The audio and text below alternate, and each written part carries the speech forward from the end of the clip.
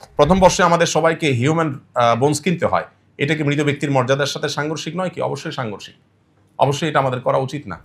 এখন বিকল্প যদি কোনো পথ আপনার কাছে না থাকে, কিনতে যদি আপনি বাধ্য হন শেখার প্রয়োজনে, বিক্রি ডেফিনিটলি আপনি করবেন না। আপনি দান করবেন অন্য কোনো স্টুডেন্টকে, সাদাকা করে দিবেন যে তুমি এ করো। কিন্তু এটাও মানব দেহ নিয়ে এই এক্সপেরিমেন্ট, এটার বিকল্প যেহেতু আছে, পৃথিবীর উন্নত দেশগুলোতে আমরা জানি যে তারা ডামি দিয়ে তাদের এই কাজটা সারে। তো আমরা কেন সেটা করব না? আমাদের এটার জন্য দরকার কথা উঠানো, দরকার ভয়েস রেজ করা, দরকার এটার জন্য আমাদের প্ল্যান প্রোগ্রাম করা, যাতে বিকল্প পথ পাই।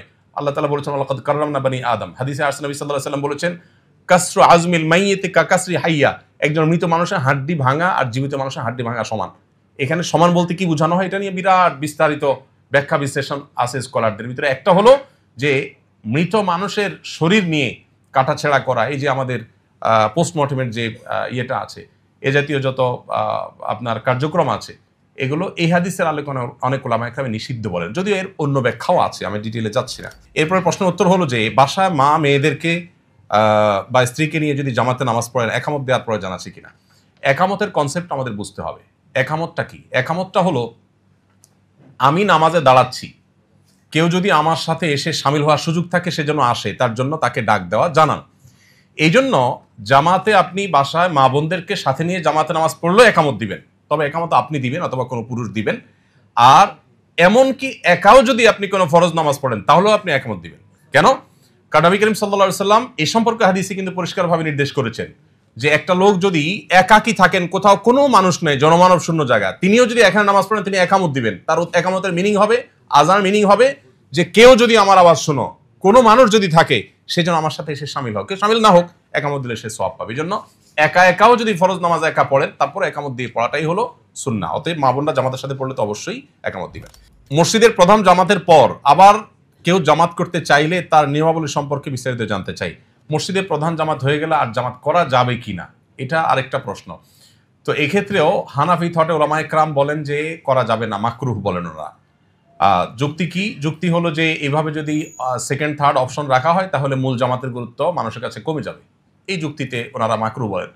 কিন্তু এর বিপরীতে আমরা অবশ্য নবী করিম সাল্লাল্লাহু আলাইহি সাল্লামের জীবনীতে একটা ঘটনা পাই। আপনারা অনেক হাদিসে শুনেছেন যে নবী সাল্লাল্লাহু আলাইহি সাল্লাম জামাতে নামাজ পড়ার পর এক ব্যক্তি মসজিদে প্রবেশ করলেন একা, তার নামাজ এখনো পড়া হয়নি, কোন একটা ফরজ নামাজ। তখন নবীজি বললেন যে তোমাদের কে আছো যে এই লোকটার সাথে জামাতে পড়ে তাকে জামাতের সওয়াব পাইতে হেল্প করবা।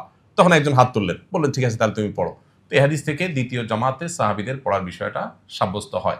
এটাকেই হাম্বলি থট সহ অন্যান্য থটে ওলামায়ে কেরাম অনুমোদন করেন। এবং আমরা এমনকি হানাফি থটেও বারান্দায় বা এমন কোথাও যদি পড়া হয় মসজিদের, যে মূল জামাতে বাধাগ্রস্ত হবে না বা মূল জামাতের গুরুত্ব হারাবে না, সেক্ষেত্রে হানাফি থটে ওলামায়ে কেরাম নিষেধ করেন না। জামাতের গুরুত্ব অপরিসীম।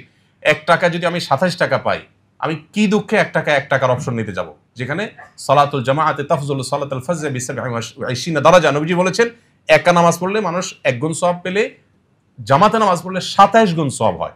কিভাবে সম্ভব একজন মুসলমান জামাতে নামাজ পড়া ছাড়া একা নামাজ পড়তে পারেন? কিভাবে? কেউ নামাজ পড়ে ফেলছে, তার হাতে পায়ে ধরে হলেও ভাই আপনি নফলের নিয়ত আমার সাথে জামাতে দাঁড়ান, আমি আপনার সাথে পড়ি, 27 গুণ বেড়ে যাবে। তাহলে আমলনামাকে আমি কেন 1 গুণে রাখবো?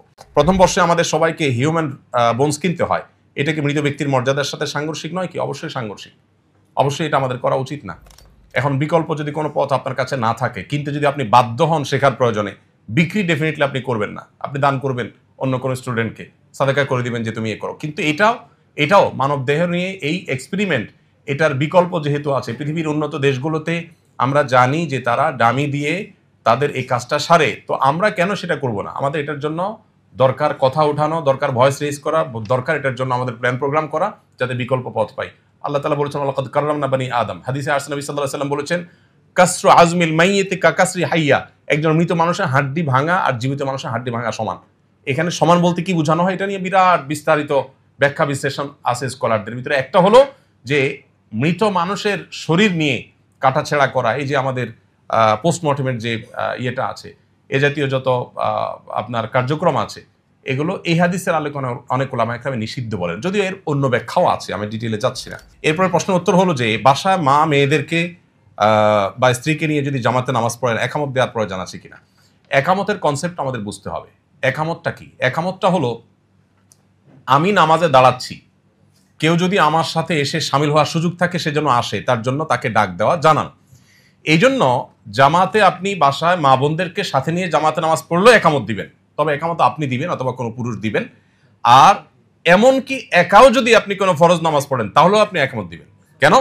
কারণ নবী করিম সাল্লাল্লাহু আলাইহি সাল্লাম এই সম্পর্কে হাদিসে কিন্তু পরিষ্কারভাবে নির্দেশ করেছেন যে একটা লোক যদি একাকী থাকেন, কোথাও কোনো মানুষ নেই, জনমানব শূন্য জায়গা, তিনিও যদি এখানে নামাজ পড়েন তিনি একামত দিবেন। তার একামতের মিনিং হবে, আজান মিনিং হবে যে কেউ যদি আমার আওয়াজ শোনো, কোনো মানুষ যদি থাকে সে যেন আমার সাথে এসে শামিল হোক, কেউ শামিল না হোক একামত দিলে সে সওয়াব পাবে। এই জন্য একা একাও যদি ফরজ নামাজ একা পড়েন তারপর একামত দিয়ে পড়াটাই হলো সুন্নাহ। অতএব মা বোনরা জামাতের সাথে পড়লে তো অবশ্যই একামত দিবেন। মসজিদের প্রধান জামাতের পর আবার কেউ জামাত করতে চাইলে তার নিয়মাবলী সম্পর্কে বিস্তারিত জানতে চাই। মসজিদের প্রধান জামাত হয়ে গেলে আর জামাত করা যাবে কিনা, এটা আরেকটা প্রশ্ন। তো এক্ষেত্রেও হানাফি থটে ওলামায়ে কেরাম বলেন যে করা যাবে না, মাকরুহ বলেন ওরা। যুক্তি কি? যুক্তি হলো যে এভাবে যদি সেকেন্ড থার্ড অপশন রাখা হয় তাহলে মূল জামাতের গুরুত্ব মানুষের কাছে কমে যাবে, এই যুক্তিতে ওনারা মাকরুহ বলেন। কিন্তু এর বিপরীতে আমরা অবশ্য নবী করিম সাল্লাল্লাহু আলাইহি সাল্লামের জীবনীতে একটা ঘটনা পাই। আপনারা অনেক হাদিসে শুনেছেন যে নবী সাল্লাল্লাহু আলাইহি সাল্লাম জামাতে নামাজ পড়ার পর এক ব্যক্তি মসজিদে প্রবেশ করলেন একা, তার নামাজ যখন পড়া হয়নি, কোন একটা ফরজ নামাজ, তখন নবীজি বললেন যে তোমাদের কে আছো যে এই লোকটার সাথে জামাতে পড়ে তাকে জামাতের সওয়াব পাইতে হেল্প করবা?